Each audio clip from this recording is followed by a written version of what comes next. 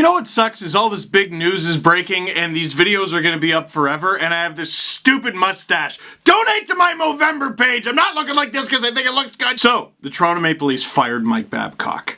Sheldon Keefe is now the head coach of the Toronto Maple Leafs. You might wonder why it took so long for me to get a video up on this channel. Well, that's because I was making content basically everywhere else. So I'm going to tell you where you can find all that stuff, and I'm also going to expand a little bit on some of the things I said in the Sportsnet video in case you've already seen that. So, first and foremost, I shared this on the community tab. I made a video about this already. It's on the Sportsnet YouTube channel. I'll link to it at the end of this one. Also, up on sportsnet.ca, rather than talk about the Babcock firing, I talk about the Sheldon Keefe hiring, or rather promotion, because he was already with the Leafs organization. I wrote an open letter to him on sportsnet.ca, and I don't know, I thought it was pretty good, full of optimism, little jokes, and those were both last night. Yesterday evening, we were recording the podcast, the brand new Pinnacle Pizza Steve Dangle podcast. We started recording that around 2, a little bit before 2, and we finished just around 4. I was in my car, not even a 10-minute walk. I say walk because it was faster than driving. It was downtown Toronto.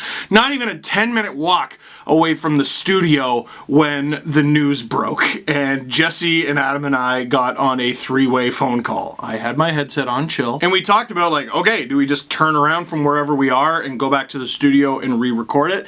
And what we came up with was no, because we thought about all the things that we said, and we were like, no, that's still pretty relevant. I got one tweet today that said they were 20 minutes into listening before they realized, oh, they recorded this before he was fired. Adam, Jesse, and I had a bit of a screaming match, but to me, the writing was on the wall. It seemed obvious that he was gonna get canned. It seemed obvious there was going to be a coaching change. And even on my way down to the podcast, we were already making preparations, with Sportsnet anyway, like, all right, if this happens, whenever it happens, here's what you're gonna do. How soon can you get this up, etc. None of us knew it was going to happen, and none of us expected it to happen that fast. So we left the podcast up, and rather than retrospectively look at the firing, we basically explained in real time, here's why he's going to get fired. I think it's a fascinating listen. If I do say so myself, I'll link to that at the end of this video as well. So immediately after that, I hop on a podcast with Ian Tulloch, and we just talk about the firing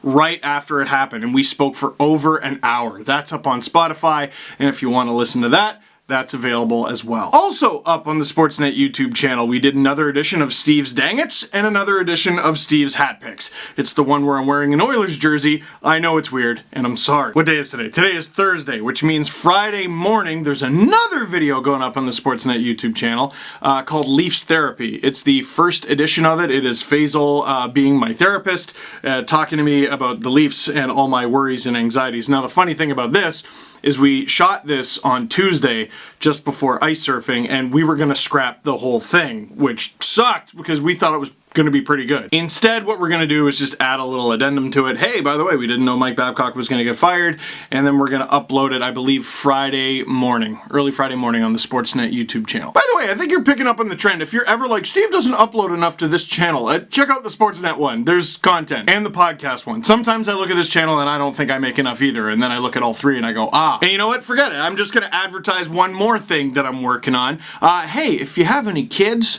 and you wanna listen to a kid's podcast, I'm on a kids podcast. It's through CBC Kids, and it's called The Story Store with Gary the Unicorn and Mr. Orlando, who is very strict, and I'm a student in his class on the podcast. I believe that's going to be released November 28th, I think. They're always aiming to have different guests on. I think the first episode they had Rick Mercer and a bunch of others. It's really fun to check out without me, and then in about a week, I'll be on it too. It's Gary the Unicorn, and I get to join the Hug Club. I gotta work on my Gary the Unicorn. Also, I gotta work on my Sheldon Keefe, because Babcock's gone now. I didn't even get a chance to say goodbye to the impression. Repeating what I said in the Babcock video on the Sportsnet channel a little bit, like, I'm not tap dancing that he got fired. You know, when he joined the Leafs, He did the Leafs a favor, and you're gonna laugh at that because the Leafs basically pulled a Brinks truck up to his house and gave him all the money in the world.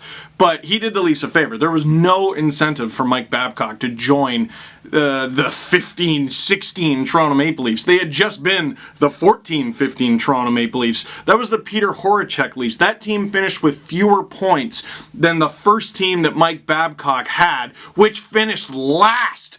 The McEichel tank was something. Babcock was one of the many people involved who basically took a joke of an organization and had them make the playoffs for 3 straight years and look competitive and put up 100+ point seasons. And yeah, he had some weapons, but he helped develop those weapons. You think John Tavares is a Leaf if Mike Babcock's not the coach? I'm not sure, are you? So you don't gotta celebrate and be classless about it and laugh in his face. However, I am gonna stand by the fact that the Leafs needed a coaching change. I don't even think that's my opinion. I think that's a fact. They needed a shakeup. This team has far too much talent on it, even with injuries, to suck this bad. They cannot defend the slot. They cannot score first. They cannot hold on to a lead. They have guys who can score who now can't. Something desperately had to give. And it did. Joel Quenneville got fired last year. He's got over 900 wins in this league. Babcock's got over 700, which is extraordinarily impressive, but it's not 900. If Quenneville can get fired, Babcock is not sacred. If it's time for a change, it's time for a change. And it was. And Sheldon Keefe was always going to be the guy. Wasn't that obvious? Come on. I did want to comment on one thing that I saw a lot of people going at. Brandon Prust piped up in the conversation. Imagine the Maple Leafs picked an actual hockey GM when they had the chance. They'd be a contender right now with Mark Hunter. Ah yes, imagine if Kyle Dubas was an actual hockey GM. They could have won 2 Calder Cups at once. I don't know. I don't think it's that big a deal that he said that. Brandon Prust is just sticking up for his guy because he was a London Knight and Mark Hunter is GM of the London Knights. I don't think this is complicated. And I've said it before, I think Mark Hunter's living his best life. I don't think he's in the poorhouse. He gets to do what he loves for a living. He gets to live in London. That's nice. He gets to work with his family. The OHL team that he's in charge of always wins. What's not to like about that life? Does Mark Hunter know hockey? Yeah. Look at his resume. He knows hockey. That being said, where's Mark Hunter right now? Right where Brandon Prust left him when he graduated from junior. If he was looking for an NHL job, I think he would have gone for one. He was looking for one NHL job, and he didn't get it. And things are quickly developing. As I'm shooting this video, Sheldon Keefe is taking the ice right now for his first Toronto Maple Leafs practice. Regular season anyway. I think he got a couple preseason in. This is really interesting. Here's the lineup according to Chris Johnson. Here's the lineup. Johnsson, Matthews, Nylander. That's untouched. Mikheyev getting a bump up. Tavares, Hyman. That's really interesting. Hyman on the right-hand side. I wonder if Hyman was consulted with that. I don't remember him being on the right. Maybe when he was first called up. Kerfoot. He's finally back in the lineup, but you'll notice he is on the wing, which is what he mostly played in Colorado, with Spezza and Kapanen. Engvall on the wing. I was hoping he'd maybe get a shot at center, but Gauthier finally actually playing center, and Patan looks like Shore is the odd man out. The pairings, Riley, Ceci, I'm not stunned that that's still together. Muzzin Hall and Dermott Barry. So no real changes from last game, and still Anderson and Kaskisuo. Forget 5-on-5. Riley with Barry! Nylander, Matthews, Tavares. If this is how we slowly transition to a Barry-Riley pairing, I'm with it. But also, like, beyond the discipline and the attention to detail and all these things that will come with time, I don't think Sheldon Keefe, like, we're gonna watch Arizona tonight and it's gonna be, oh, those are Sheldon Keefe's Toronto Maple Leafs. His #1 mission right away, objective #1, is get Tyson Barrie going. He's the #1 thing missing from this Leafs team when you think about... dude, he was traded for Nazem Kadri.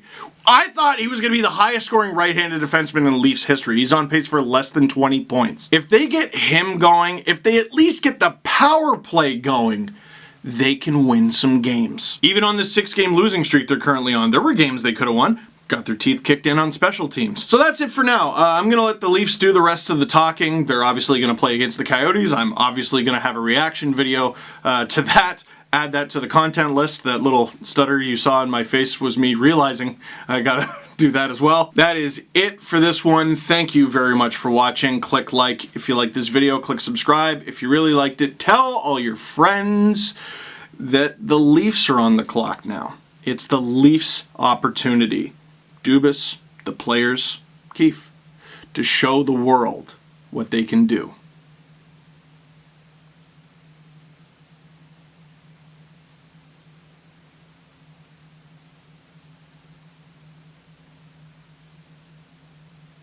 It's not a puppet, it's real.